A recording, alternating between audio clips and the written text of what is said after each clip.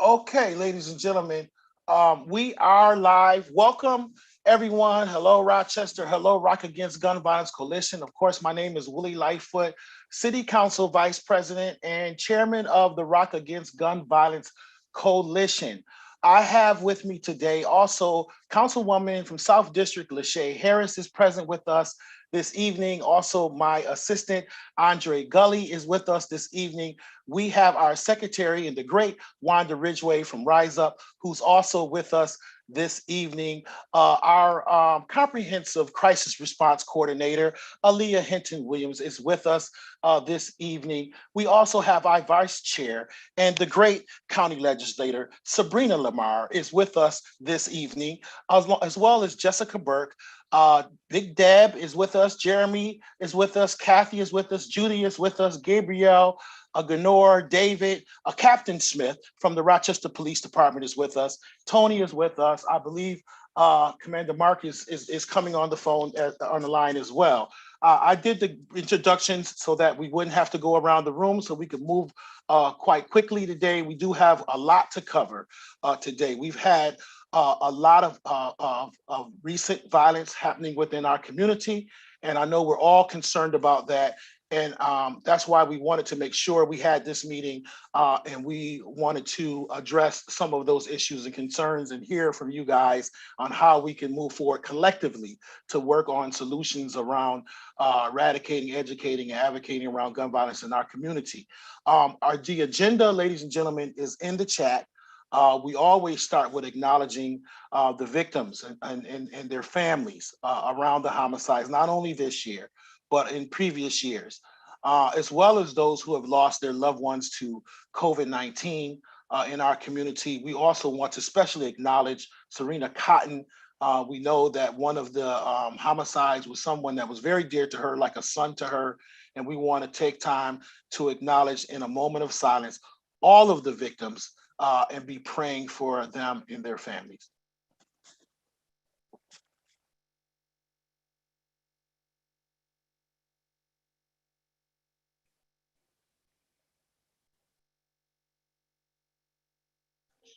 Thank you. Thank you. First up, we did our introductions. I went around the room real quickly. I also see Jesse Parsons just joined us. Gabriel Parsons joined us as well. We have someone on the iPhone. I'm not sure who that is. Could be grateful if you could identify yourself or change your name so we understand who you are on the iPhone. Can you please identify yourself, please, sir? Please, ma'am. Yeah, VP Lightfoot. It is Captain Mark Muro with RPD. Captain Muro. So welcome, sir. Glad to have you. I'll rename you real quick here, sir. And thank you for joining us. I'll take care of it for you.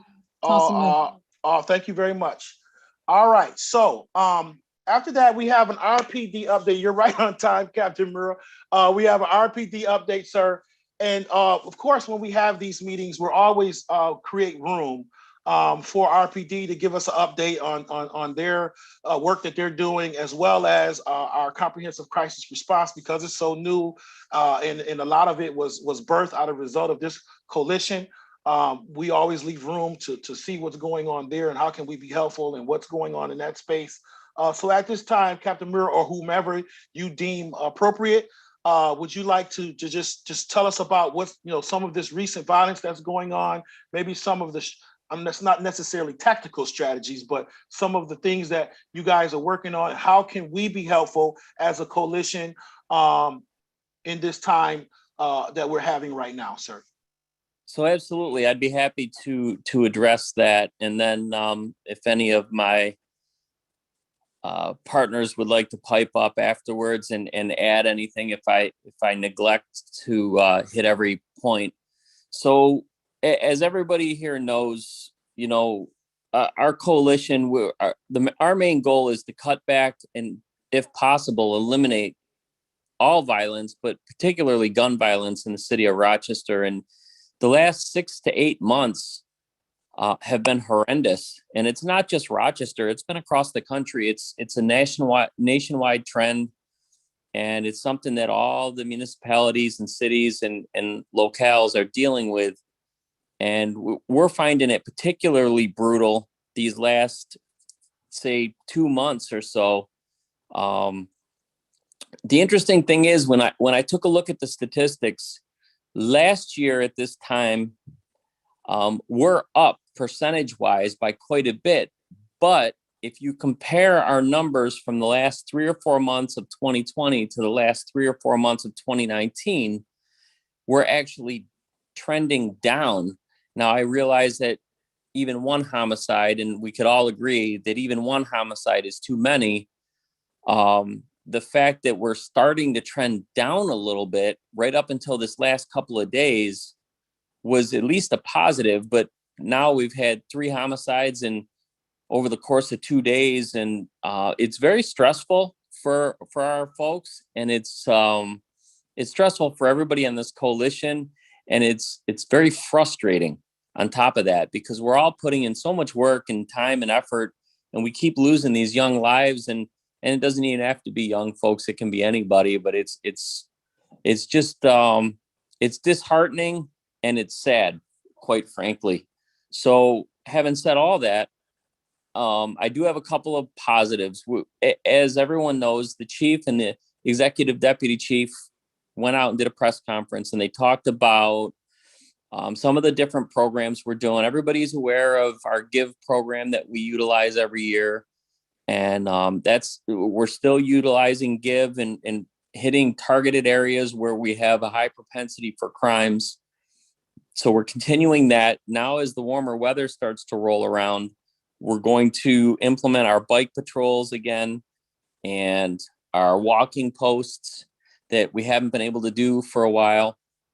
And on top of that, we're going to utilize MCAC, which is our crime database for Monroe County. We're going to utilize information that we get through MCAC to target offenders that are known violent offenders that have utilized weapons and guns in the past. And we're going to look to specifically go after those individuals and not only arrest them when they commit crimes, but also follow up with the court system so that they don't just get released and they're back out on the streets. Because we've seen repeat offenders that we've caught with firearms. And I think I've mentioned it to this group before, but since the bail reform and you know, whether folks believe in bail reform or don't believe in it, there should be a happy medium in there. And one example that I'll utilize for our group is that we arrested one individual 3 different times with 3 different guns. And every time we arrested him, he got right back out. And within a month or so, we caught him with another gun. And to me, what that means is that it's just a matter of time before he shoots somebody. So either he's not comfortable being out on the streets without a gun, or he doesn't care about getting caught because he's not being held accountable. So that was a side note. I'm sorry I ranted off onto that piece, but the positive that I wanted to mention is that I've been working hand in hand with Aaliyah, and every time we've had a homicide, the bus has responded when needed. There were 1 or 2 where we didn't really need it, but we've streamlined the process. When it first started, it was a little bit difficult to get the trauma bus out there. Just because of the notification system that we had in place and things of that nature. But I think we've got it streamlined now to, generally speaking, from the moment I get the notify from 911 to when the officer pulls up on scene with the trauma bus is usually within an hour. And that's waking the officer up sometimes at 1 or 2 in the morning, him or her getting showered, dressed, drive to work, get their uniform on, then drive over to Mount Reed, get the bus, and then drive to the scene. And that's a pretty decent turnaround time, all kidding aside. So that's a positive. And as I mentioned, the other positive is that the chief and the executive deputy chief have a plan in place to target the violence. And, you know, it's not just the police department, because if anybody thinks that just the police department alone can eradicate gun violence and homicides, they're sadly mistaken, because we need help. We need the public's help. You know, we're going to put out a press release tomorrow. And, you know, it's very disheartening to see some of the things that take place in our community. And one of those instances was a recent homicide where no less than 25 to 30 people walked over to or past the male that had been shot while he's laying there, and not a single one of those folks called 911 to get him help. Not one. So a few of the people that were there had the wherewithal to pull their phones out of their pockets, and we thought, looking at the video, that maybe they were going to call 911, but they didn't. They started taking pictures and selfies, and that's just sad. It's really sad, and quite frankly, it's disgusting. So what we really need from the police department standpoint is we're going to do our piece. We're going to go out, we're going to look for folks that are committing crimes, and we're going to make arrests. But to do that effectively, we need the community, and not just our coalition here and some of the other community groups that we work with hand in hand, but we need everybody. We need people that are down at the corner. We need folks that are in their houses looking out the windows. People need to help us keep the city safe, and we need to stress that, and we need to put that out, and we're gonna try and put that out throughout all the different avenues of media and things of that nature. But I've been talking way too long. I don't want to hold the floor. I just wanted to give you that quick update, and look for that release tomorrow afternoon. All right. So before I start taking questions for Captain Murrah, I just want to state this for the record. First of all, I want to acknowledge the work that Rise Up and Serve had yesterday. They had a rally to do just that, to raise that awareness. And I want to acknowledge Sabrina and Wanda and Serena for putting that together. I want to say this: we cannot minimize, ladies and gentlemen, and I've said this on other mediums, the impact or the unintended consequences of this pandemic. And I would say that because prior to the pandemic, Rock Against Gun Violence Coalition, all of our partners, we were working tirelessly in the community to raise awareness with the Think About It campaign, the billboards, the demonstrations that individuals do, the picnics, the affairs, all of that. I wanted to bring attention to that stuff.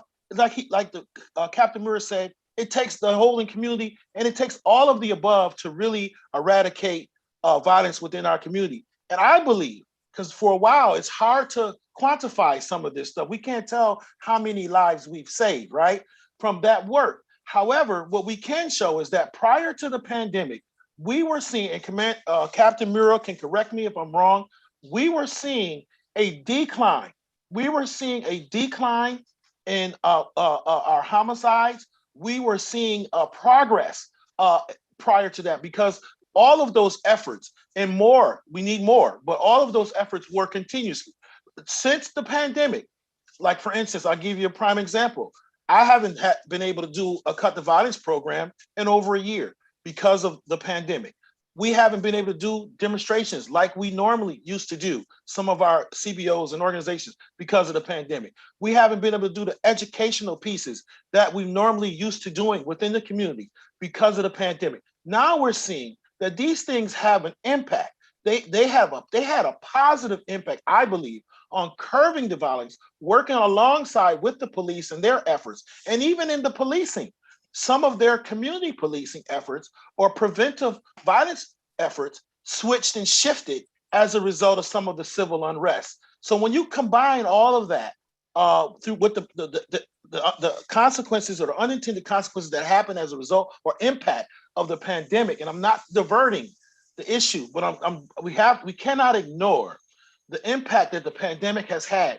And I was on a meeting today. I've been assigned to the National League of Cities Reimagining Task Force for the country, one of 21 members or 12 members on this commission. And today we had our second meeting. In that meeting, this was the number one topic, was violence prevention. And I sent you guys a document today. From that meeting, a lot of those links from those Milwaukee, Oklahoma, Louisville, all of these cities are faced with the same situation. They're trying to figure out this violence. All of them have said after the pandemic, they saw their violence increase significantly in the community. And I'll talk a little bit about more of that document later on when I give my report. But I know I have a few hands, Councilwoman Lachey Harris and then Antonia Winter. Questions for Captain Murrah. Thank you. Thank you very much, Vice President Lightfoot.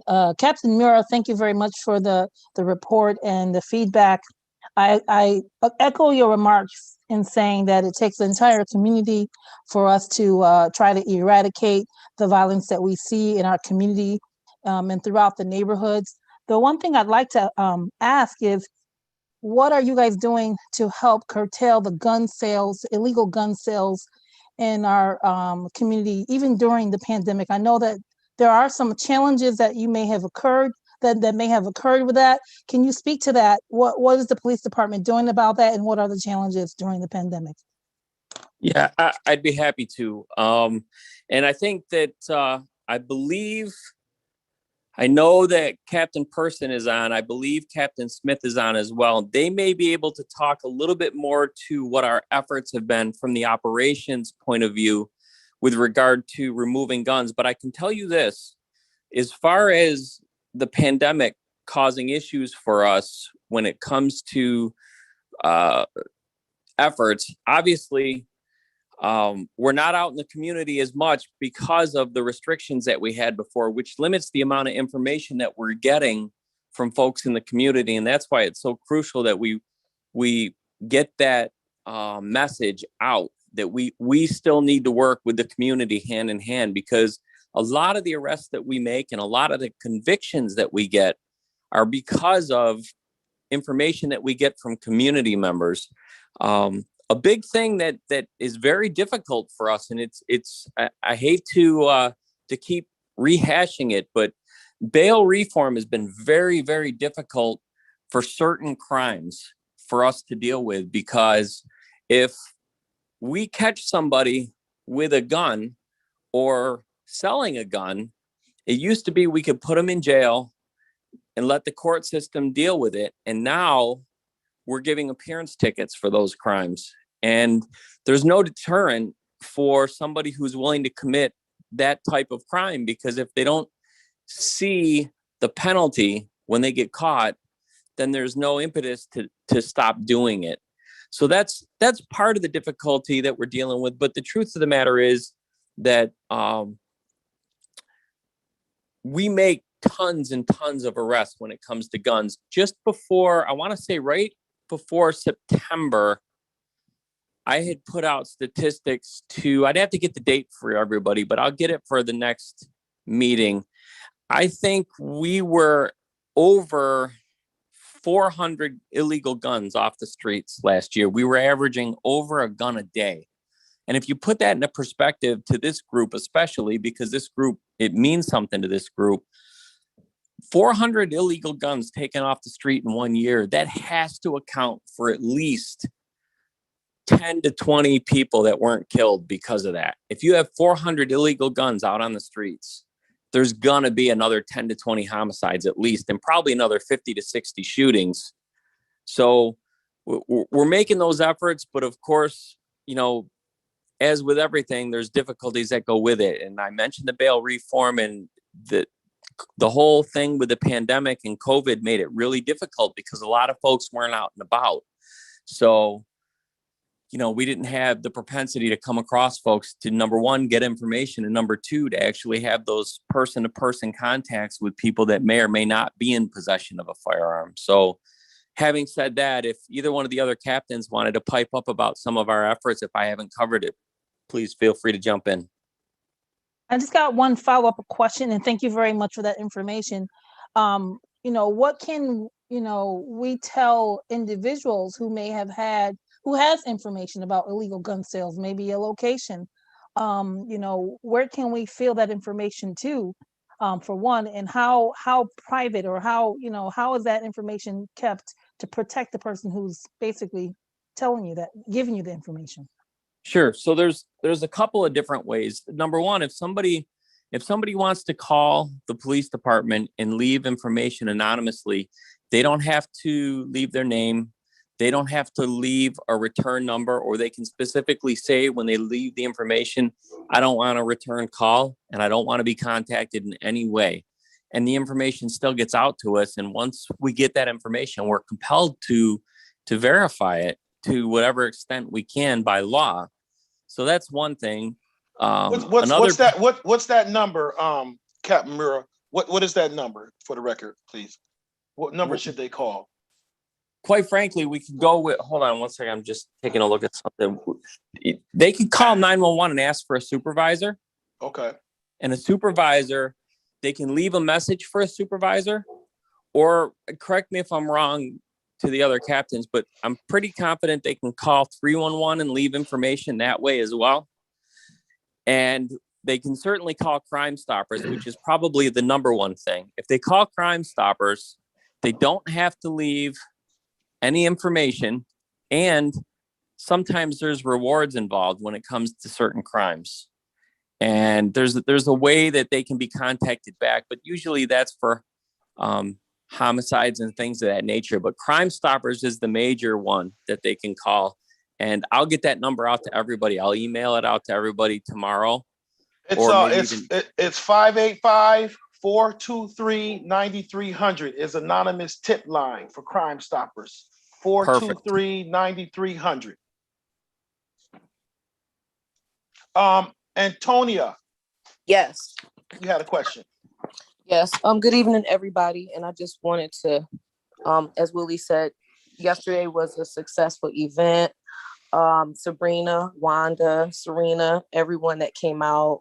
It was really nice, and hopefully we can continue and grow in numbers for people to respond. My question for Captain Murray was two parts. Number one, correct me if I'm wrong, but I think from my notes, I saw where we were, when we were talking about rolling out the bus, the money was going to come from RPD, but there wasn't, number one, going to be anyone from RPD manning the bus or driving the bus. And also the wrapping has RPD wrapping. And I didn't, from what I remember, believe that that was going to be on there as far as, you know, I guess advertising or, you know, as far as making people comfortable, especially now. I've seen a lot of flack and I've seen a lot of people complaining about, you know, is this what our tax dollars are going into? So can you just refresh or go back onto that? Because like I said, I didn't think that. I can answer that question, Captain. From the very initial phases, and I think all of our meetings are, or at least have been recorded in our minutes of our meetings we have, they're online. From the very initial point of us being able to receive a vehicle, it was brought to this committee that we will be able to use the forfeiture funds. In that, we were told from the very beginning that if we use forfeiture funds, that it have to be the name of the police would have to be on the vehicle, and the driver of the vehicle would have to be a RPD personnel because of contractual agreements and liability situations. So that has always been the understanding. As far as the wrapping of it, the original wrap was much more police oriented, if you will, until that was changed because of the near fact that we didn't wanted people to feel more safer, but it had to be a police identified logo on the vehicle because it was purchased by forfeiture funds dollars. Is that correct, Captain Murrah? There are very strict guidelines to the federal forfeiture dollars.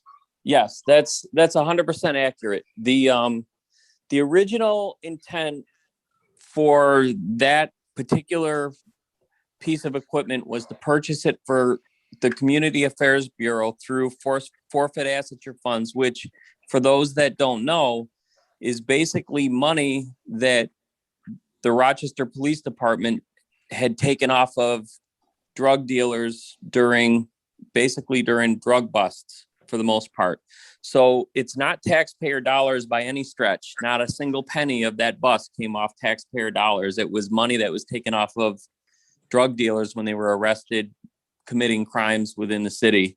So the original intent was to purchase the bus for community affairs to have at all the outreaches and tips events and things of that nature. And then when I had become deputy chief, myself and Vice President Lightfoot got together and started talking about that we could use the bus for a dual purpose. And it made all the sense in the world because it's not only community engagement, but it's also helping to help victims of violent crimes in our community. So as VP Lightfoot said, initially the wrap on the bus, which again was all paid for with asset forfeiture. So it had to say Rochester Police Department on it.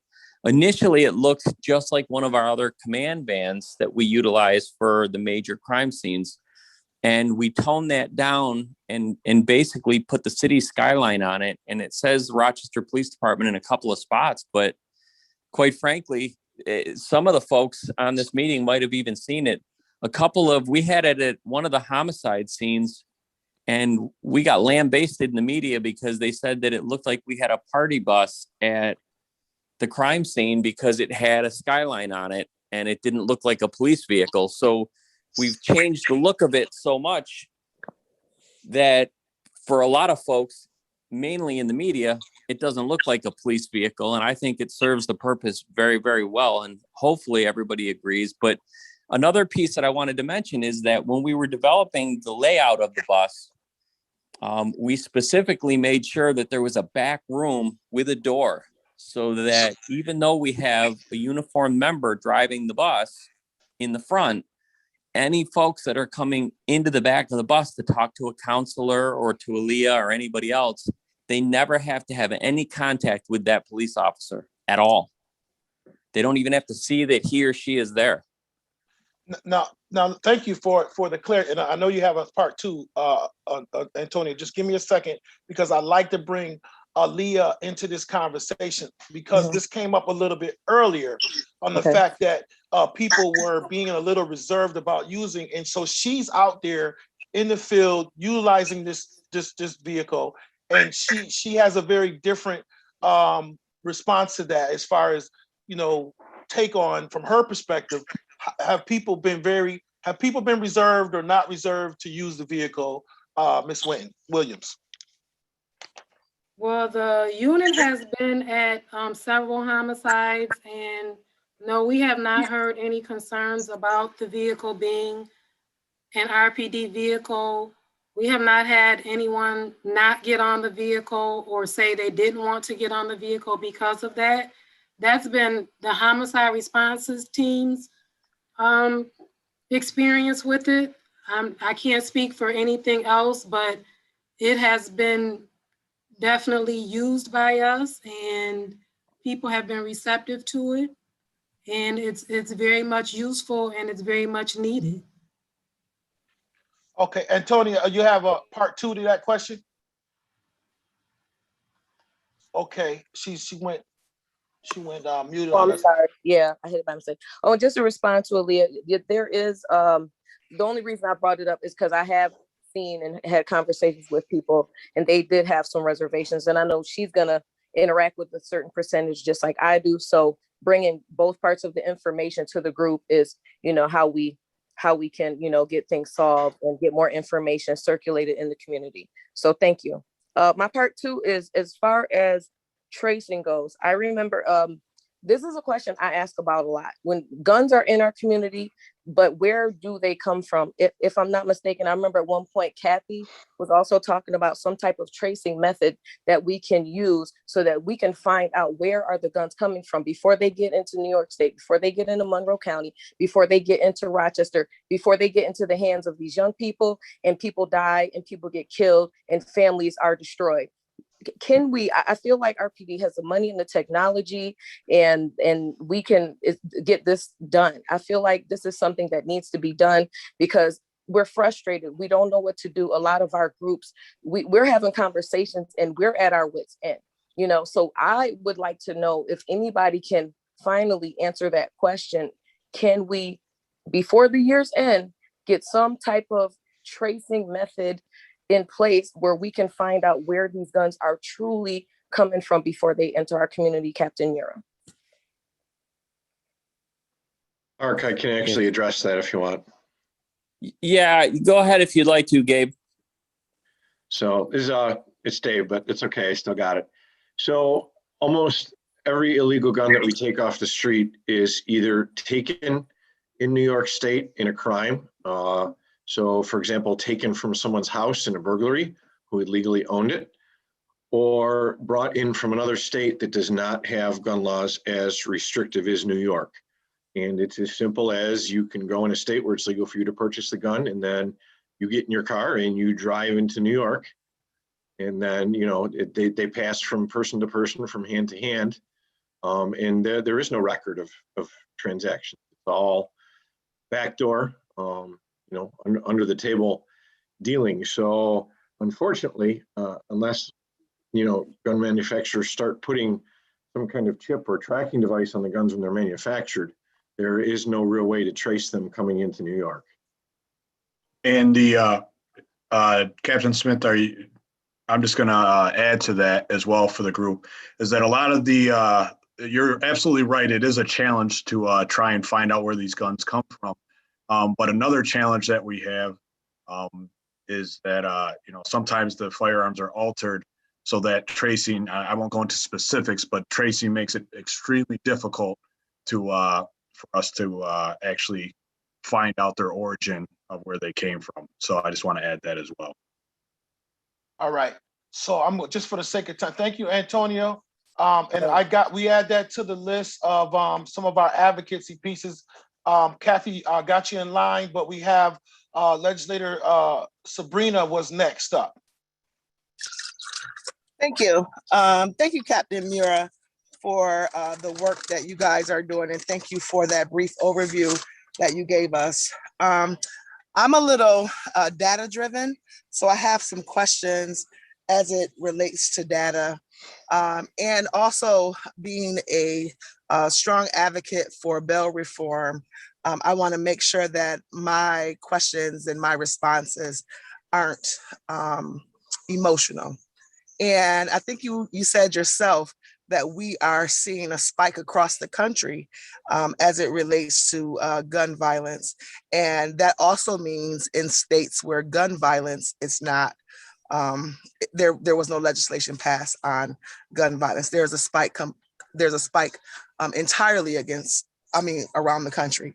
So I was looking at some data reports from the late 80s, early 90s, when Rochester also seen a spike in gun violence. And there were a few indicators in that report that suggested that, number one, police and community relations had a direct correlation between the spike in violence that happens. As a matter of fact, I think around that time, that's when the city of Rochester developed these different sections in Rochester, and the police and the community in those specific sections work on a more specific or a more targeted goal in order to reduce violence in those areas. I'm not sure if you're familiar with that report. So I'm not familiar with the report in general, but I do know that you're absolutely correct. In the late 80s and early 90s, our homicide rate was much worse than it is now, if I'm correct. And the crime was bad. And you're also correct with regard to the spike across the country. There's a lot of states that don't have bail reform. And trust me when I tell you, I'm not in any way, shape, or form claiming that bail reform is the reason why we've had so many homicides and violent shootings. That was just the point that I was making, that we're taking guns off the street and we're making arrests with individuals with guns, but those same individuals are coming back out. So it can't help our numbers. That piece of bail reform, not all of bail reform, just that one specific piece. I agree with you on that. Also, I see that there have been some arrests made in some of the recent homicides, so kudos to RPD. But what are you, I'm not sure of the numbers, but what is the shooting clearance rate looking like right now? And maybe you can explain to our lay folks what clearance rates are. So Captain Smith or Captain Person, maybe you guys could touch on that a little bit. I'll give you guys what those rates are, what the definition is. Basically, if we have 100 shootings and we clear 70 of them, we have a 70% clearance rate. So, and it goes like that with all of our major crimes. So it's basically just a percentage of arrests made with regard to that specific crime, but I don't have the numbers. Maybe one of the other captains do. I don't have specific numbers. I can tell you our homicide clearance rate over the past 10 years has been one of the highest in the country. It is down slightly the past year or so, I think, due to the pandemic and the other factors that we've discussed. Our non-fatal shooting clearances, unfortunately, are nowhere near. And again, I don't know the number, but I can tell you it's a very low percentage. When I was in my former job as commander, I would get the reports from investigations. And most of the investigations that were closed out as unsolved, we called it an office case, but basically unsolved, was due to lack of witness, victim, or cooperation, lack of anyone that wanted to talk to us or give us any information. So that makes it very hard, and our clearance rate for those is very low. Yeah, if I recall, last year or the year before, we were talking about an 89 point something percent clearance rate on a homicide. So one of the recommendations from the coalition, we looked at what were you doing around homicides compared to the shooting clearance rate, which was under like 30%. I'm just trying to remember from the couple of years ago. And one of the recommendations that was actually implemented, and we started to see significant progress up until the pandemic, was that we changed we wanted to have the same. We recommended that they have the same investigative response that you have to a homicide, and that was changed. And protocols were changed on the RPD department to have a similar investigative response to the shootings that you had in homicides. Is that still what's happening in the way that the process is working, Commander or Captain Mura? Is that still what's going on today? Yes, that's patrol section investigations was implemented a little bit over a year ago now, I think. And your VP, you're absolutely correct. We implemented that program because our clearance rate on our homicides, as Captain Smith mentioned, was near the top across the country. So we looked at that model of how they did their investigations and how they utilized resources to get that clearance rate. And we started to implement that with all of our crimes. And we haven't done a follow-up yet to see what the statistics are, because it's just at that year mark. But I'm pretty confident that the statistics are going to jump greatly with regard to major crimes. So just to touch on that real quickly, Sabrina, excuse me 1 second.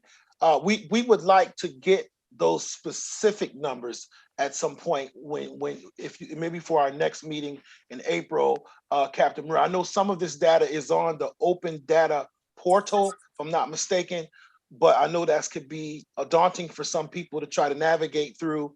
But if that could be a part of the RPD report next month, that would be very, very helpful. Okay, Sabrina, I'm sorry. No, I was just going to say two things, and then I'm finished. Number one, the educational committee could work on that data piece with RPD. I think the last time we checked, the clearance rate was around 18%, but I think that was maybe a few years ago. So I'm not sure if it's been updated as of yet, but the educational committee could probably work on that with RPD.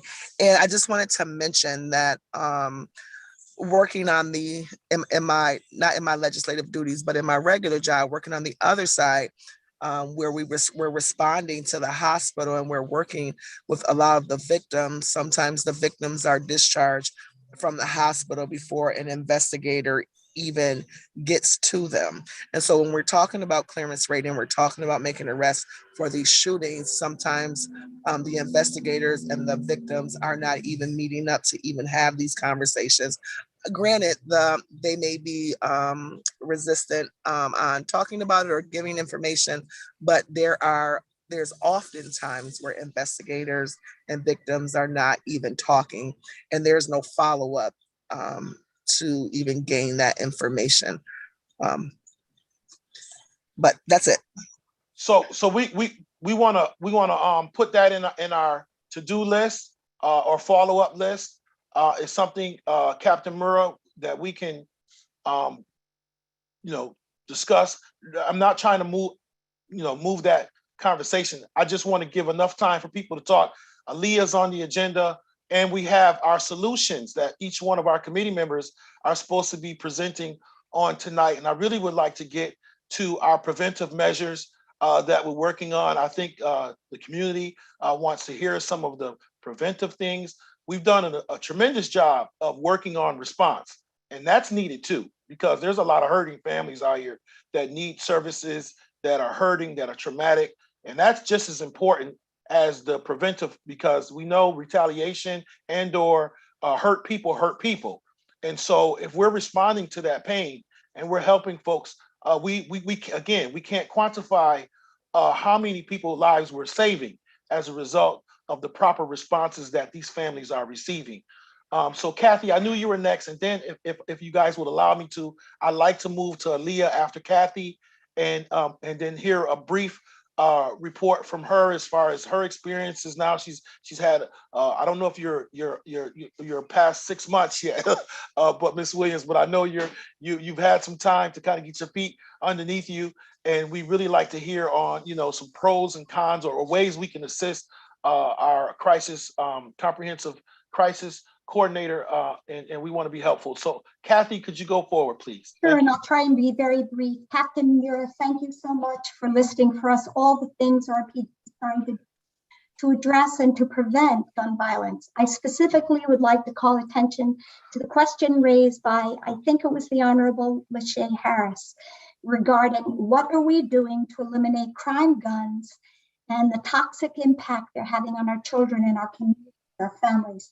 In that regard, I would cite a 2015, I think it was, New York State Attorney General report that specifically cited that Rochester is the only crime gun jurisdiction in the entire state where the majority of our crime guns recovered by the police are originating inside New York State. So what that means is somewhere in New York State, there are gun dealers supplying these guns.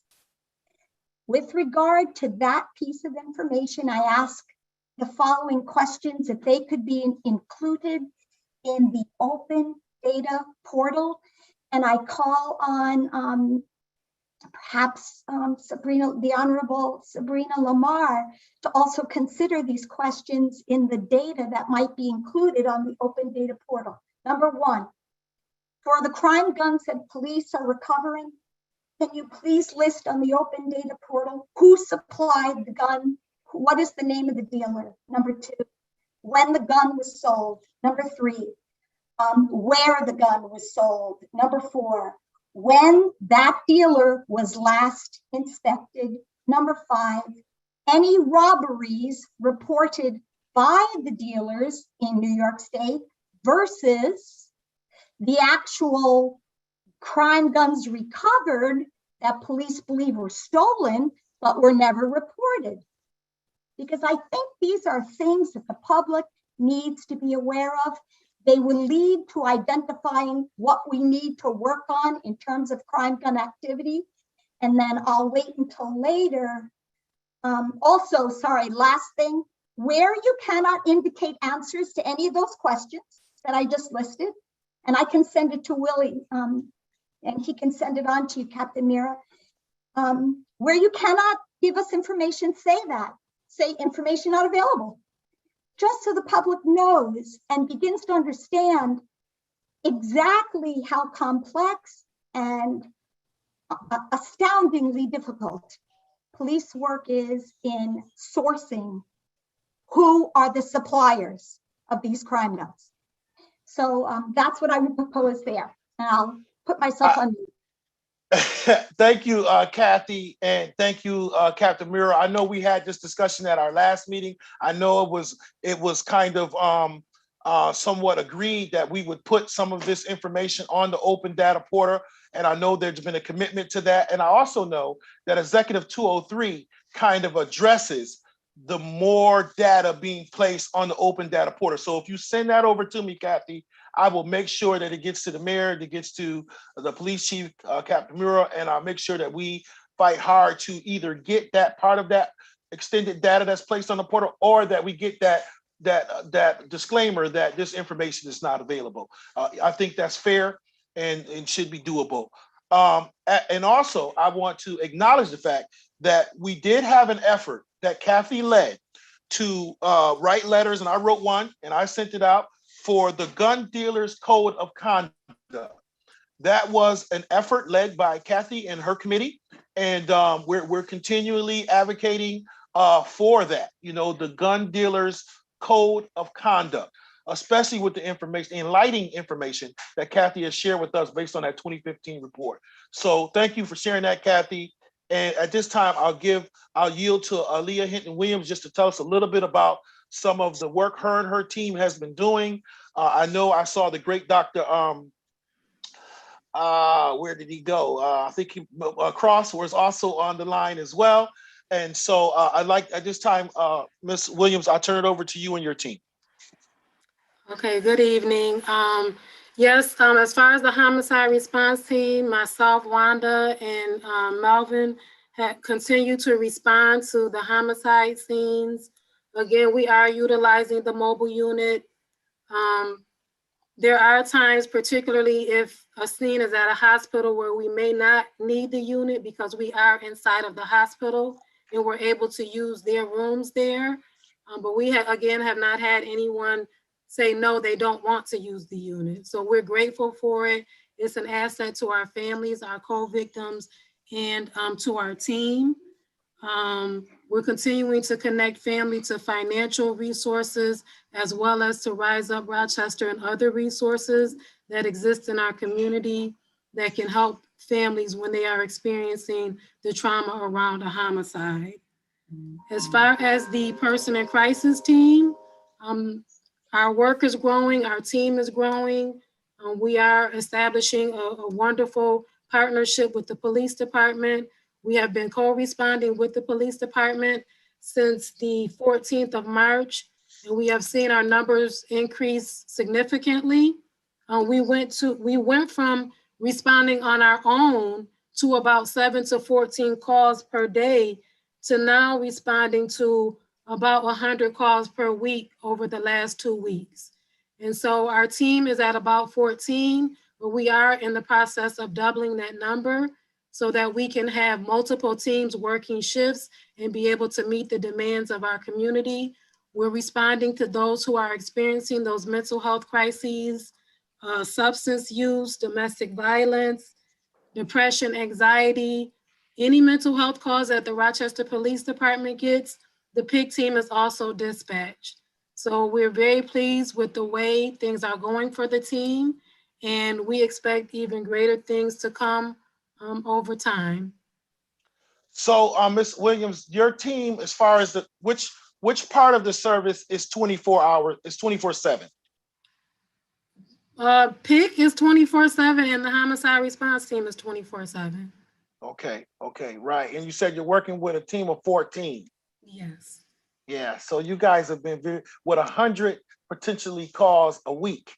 Yes. Yeah, that's a lot. That's a lot of work. Dr. Cross, do you have anything you want to add to, or that you want the community to know about the work that you're doing out here in the community? This is an opportunity to, pitch for whatever the assistance and help or information that will be helpful to the community in helping you guys do your job. Yes, good evening, everyone. First, I just want to thank everybody for your commitment to our community, to our city. Pathways to Peace We're on scene. I'm a part of the homicide response team, so Pathways automatically responds whenever there's any violence, whether we get it from RPD, from official scenes, or if we just know we're going to be there. One of the things we're working on now is more preventative measures to engage, of course, our young people before there are some violent acts. And so we do have our rec center open on Gardner. We do late night programming there. That's open from 8 to midnight. And what happens is, of course, they play basketball, but we also have different speakers to come in. We have the SOAR, which is the health aspect of the youth department, of the youth bureau. They come in and speak to our young people. We also have some financial literacy classes happening within that rec center. We're planning on opening up the rec center on Avenue D at the beginning of May as well, just as another place for more, like I said, more preventative measures instead of always responding. And so we're getting our schedule together for more outreach as the weather is changing, so we can just be present. Our plan is, of course, we're going to be across the city, but to focus on a specific neighborhood and just really try to put a lot of our efforts in that one neighborhood to try to bring change in that one community. And of course, get partner organizations to partner with us in that one community so we can start seeing pockets of change in communities, and then we can duplicate that as we move across the city. So we're out there, of course, it never seems like it's enough because there's so much work to be done, but we just hired 4 new people onto our team, 4 more part-timers onto the team, and so just getting them acclimated. Right now, I am up to, I think, 18 workers, 18 outreach workers on my team. So we're out there. We're there on the scene. We're here doing the work. And so that's what we're going to be continuing to do, and just trying to figure out another way to get in front of the violence that's happening. Thank you. I would also ask for you guys and offer consideration for you, Ms. Williams, and your team, Dr. Cross, if you have job opportunities for those credible witnesses, if you would please share that with the coalition, and maybe we could be helpful. My understanding is that, there may be some more needs for some East Side credible people because it seems to be a lot of West Side heavy on the team. So, we definitely want to make sure that we have folks that can relate and be those credible interrupters on the East Side as well. And so we want to be helpful in recruiting if we can. So when those opportunities become to expanding your teams, whether it's PIC or one of the other teams, please share that information with Andre so we can get that information out and we can be helpful and helping to recruit individuals. I'm going to shift very quickly, ladies and gentlemen, just for sake of time, to our committees. And I appreciate the work that everybody's doing. And I think if nothing else, we've seen the importance of all of us doing the work that we're doing to help to curb this violence within our community. I want to draw your attention and just real quickly to, and I don't have time to share it. I was going to share it all tonight and put it up on the screen and all of that. But you should have all received a one-page document from me today. I had a conversation with the National League of Cities. In that document, and I really want to draw your attention to some of the stuff that Oakland is doing, some of the stuff that Milwaukee is doing. I am proposing that we begin to, and in our Executive 203 order, we actually asked and put in the Executive 203 to look at all of our violence prevention efforts and how can we expand on our violence prevention efforts. We use a broader spectrum because we didn't want to limit ourselves to just one idea. And one of those things that came out of this coalition a few years ago was an Office of Gun Prevention. But we, instead of doing the Office of Gun Prevention, remember, we spawned into the coalition. And I would recommend that we consider, and my understanding of talking with the mayor and the Commissioner Torres, is that they are currently looking into what that could look like. And I would consider it being more of an Office of Violence Prevention. And when you see other cities, they have an Office of Violence Prevention, which is totally staffed and is totally directed and mission on dealing with violence within the community. Now, many of those offices also have it's a health office, like they have an office of health. And so we don't have that. Mostly the county handles most of our health issues, right, around that. I also would offer for consideration that this coalition writes a letter or declaration to say that this violence in our community is a public health crisis, similar to like what we did with racism. We saw a lot of people speak out and say racism is a public health crisis. Well, I think this violence is a public health crisis as well and should be seen and deemed as such. I did see a hand. Melvin, did you have your hand up, sir? Yeah, just to even go along with what you were saying, I've actually been looking at what Milwaukee's doing and just in the process of building pathways like a 2.0 pathways, even in similar ways as conducting violence as a health risk. And so that's what we're working on. And probably in the next 3 weeks to a month, I'll have something to roll out with updated information for pathways and an approach that we want to take. Of course, that's with fidelity to the model. So I'm on the same page as you, Councilman. That's very refreshing because I know we have a lot of the pieces. When I talked to Mayor Baraka in Newark, New Jersey, they have an office of violent prevention and the mayor's office of gun prevention. They're doing some very big work down there in New Jersey, switched a lot of things around. We've actually had meetings between both Mayor Baraka and our Mayor Lovely Warren, and we're making some grounds on what it would look like. And what we found out is that we kind of operate that way to some degree, but we don't call ourselves that. So I think I'm glad to hear that we're doing more research around that, and we can look at what that could look like for our city, because we definitely need a fully dedicated office to violence and violent prevention. With that being said, we segue into our committees, and I would offer for those of you who have asked, for the last few years, we've done a great job of really looking at policies. We talked about some of the ones we changed as this coalition. We got the mobile trauma unit, which is is working and people are utilizing it. We didn't have a crisis response or a homicide response team.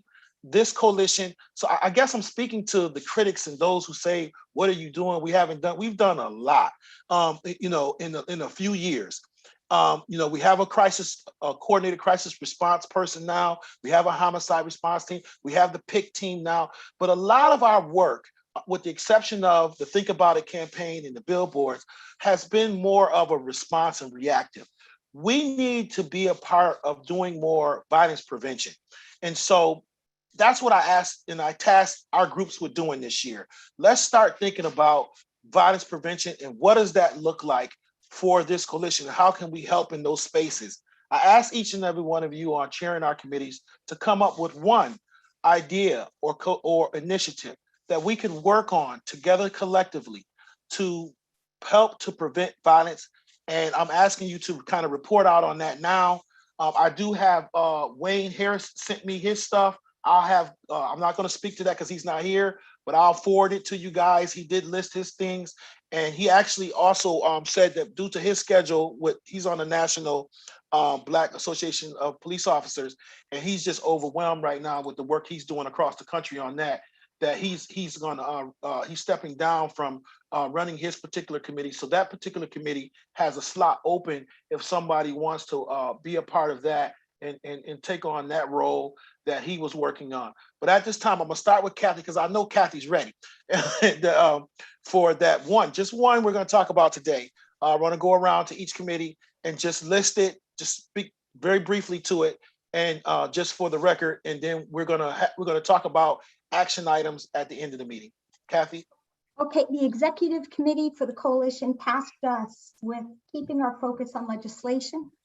Yes. As you all know, we've been calling on everybody to write letters or make phone calls at the local, at the state, and at the federal level.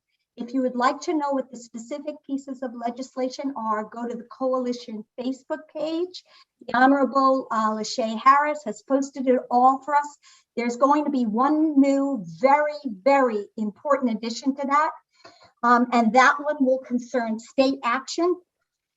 There's a piece of legislation, S1049. I'll send it on so you don't have to write it down, but I want you to be aware of a piece of legislation that will call for a New York Community Violence Intervention and Prevention Act.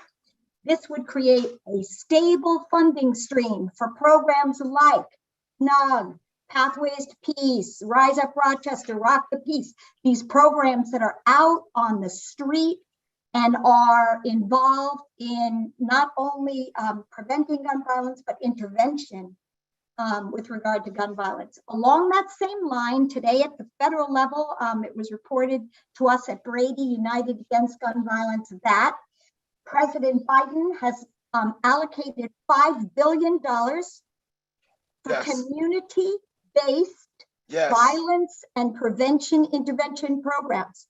So Yes. let's pay attention to that, make sure that our Rochester violence intervention and prevention programs are applying for that money. And then along that same line of advocacy, I'm calling on the Brady National team. We have a lobbyist now at the state level to set up virtual appointments for us, for the Rochester community, to speak with their legislators at the local, at the state, at the federal level with regard to legislation, what we want to see enacted.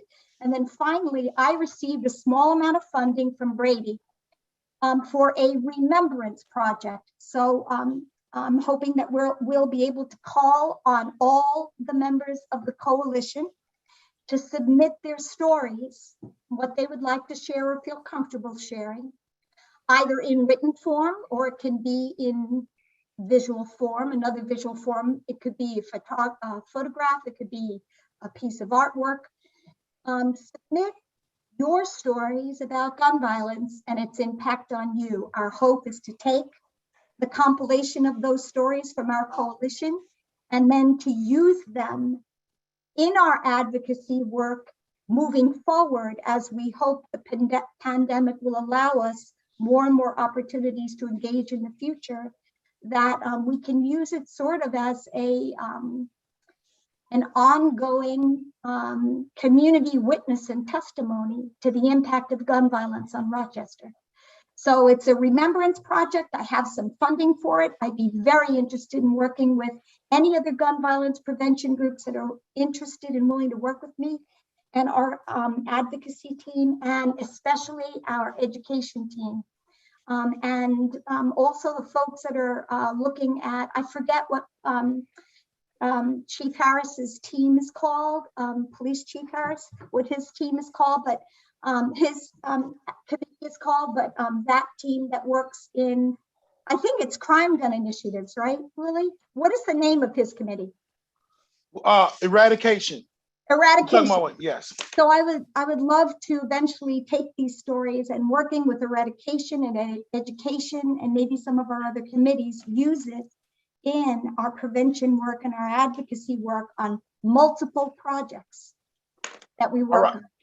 So I'll be passing that information on to the Honorable Lachey Harris, a form for people to fill out to share their stories, or it might be photographed, might be something they just want to draw a picture of, and then compiling that together, and have a small amount of funding from Brady National to do that.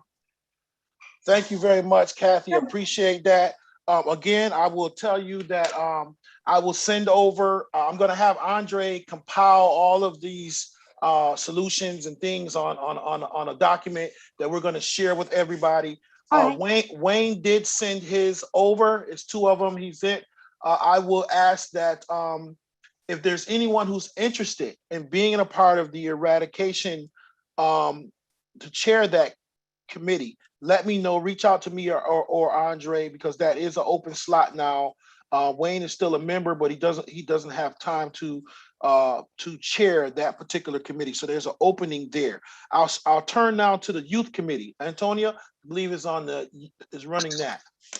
Vice President Lightfoot, real quick, can you give me the full name of that committee again? It's the Eradication Committee. And if anyone's looking for descriptions of these committees on our website, cityofrochester.gov/think about it, you'll see all of if you go to our action plan on there, and all of the committees are there and their descriptions of the committees. Ms. Winter. Yes, my update is brief. I've made contact with high schools with information regarding students who wish to participate with creating committees in their respective schools, and elected members who would report to us monthly. And attached to those requests are permission slips for students under the age of 17 that was sent also. So once I receive the information back from the high schools, I will move down to the middle school. Okay, so we want to move on to the education. Thank you. So serve, Pathways to Peace, RYVP, which is not a part of this, but I think I'm going to invite them. We are going to be launching another front row video. For those of you who are familiar with the front row, it was 3 options: cemetery, a college graduation, or somebody jump in if I'm forgetting the third one. But we're gonna a funeral. We're going to update that video and we're going to launch it.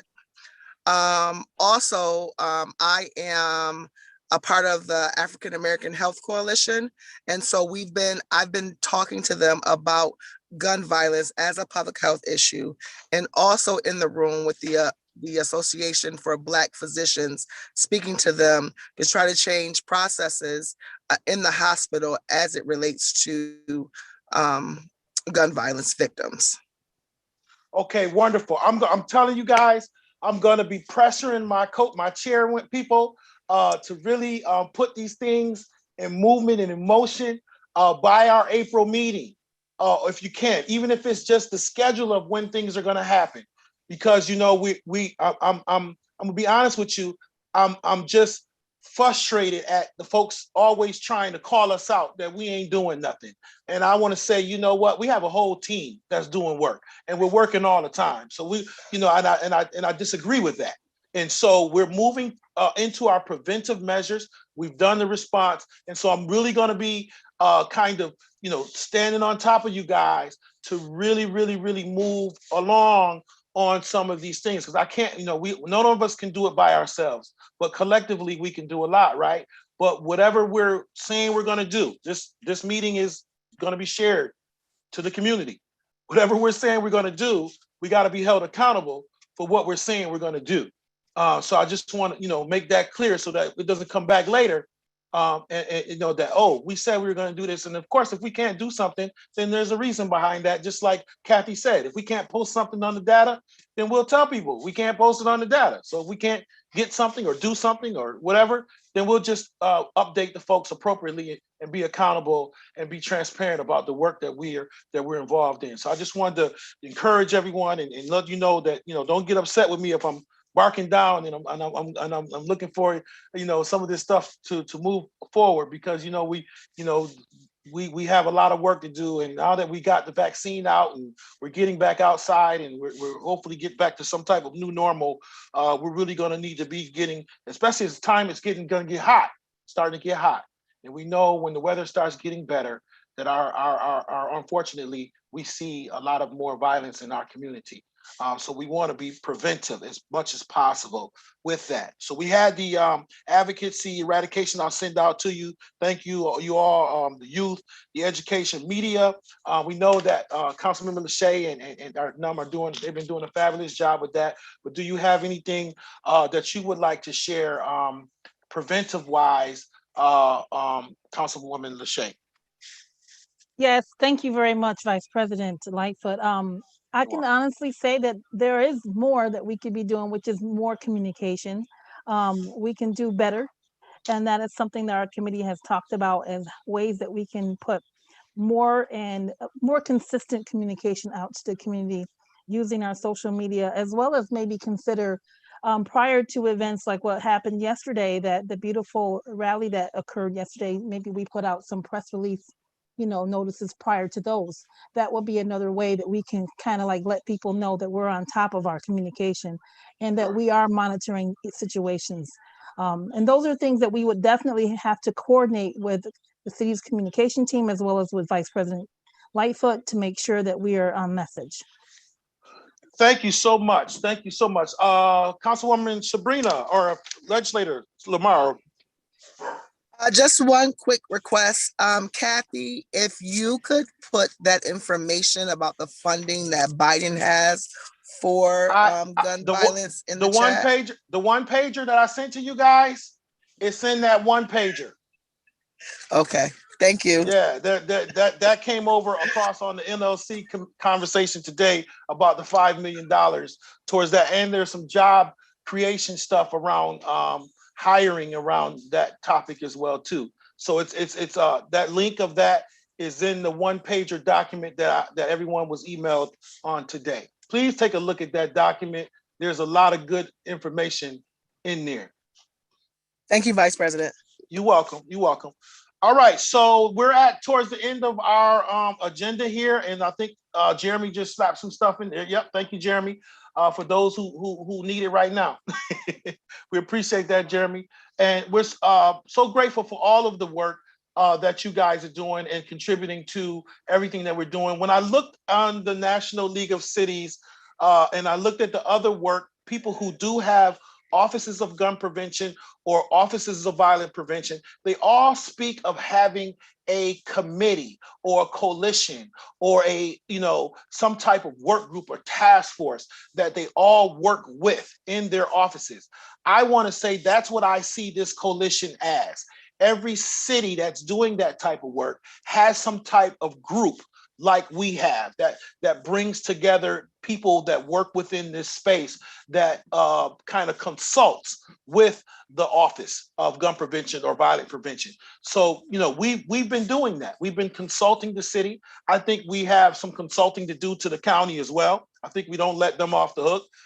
We need to be consulting in areas that they could be helping around this gun violence as well too, consulting with and advocating with our state, as Kathy is constantly, working with us to do, and consulting with our federal government. One of the things that was said in the National League of Cities conversation was that there has to be a federal commitment to gun violence in these cities across America as well too. So we can't let our federal delegates off the hook either. It's going to take not just the entire community as the people, but it's also going to take the entire community as the governmental entities to help work from the top down, bottom up, in the middle, to work to educate, and advocate around eliminating gun violence and violence, for that matter, within our communities. So we have kind of our marching orders of things that we need to do between now and our April meeting. Our April meeting will be the last Wednesday of the month. We'll try to do around the same time. We did switch it from the Fridays. I thank you for your patience for me trying, I was doing the race commission stuff at that time, and that was the only day I had available, but that race commission report is now out. I will draw people attention to that because a lot of that work, and to me, correlates and coincides with the work that we're doing here. As well as Executive Order 203, and there's many more things that we're going to have to do in order to be around violence prevention in our community. So at that time, I want to just say, I want to thank everybody for coming out this evening. Let's continue to keep praying for our community, praying for the officers, praying for the victims, praying that people make better decisions. Because at the end of the day, there's a person at the other end of that gun, or there's a person at the other end of or disputing or having violence, and they're making poor decisions to result to violence. And so whether it be domestic violence, whether it be the different types of gun violence we're seeing or whatnot, or we're praying that people make better choices and better decisions. Okay. So again, I want to thank you. We've got a lot of work to do between now and coming up, but I'll be reaching out to you. Andre will be working on the document that's going to lay out all of the things that was said today as far as the preventive efforts that we're going to be pursuing and or are already doing. And also we'll be looking for someone to take over the eradication committee that Wayne was over. And we hope to hear from someone soon as someone who may want to step up to that position. Other than that, any final words before we part? All right. If not, I want to say everyone have a great evening. God bless you. Be safe. Wear your mask. Protect your circle. And God bless you. Good night. Good night.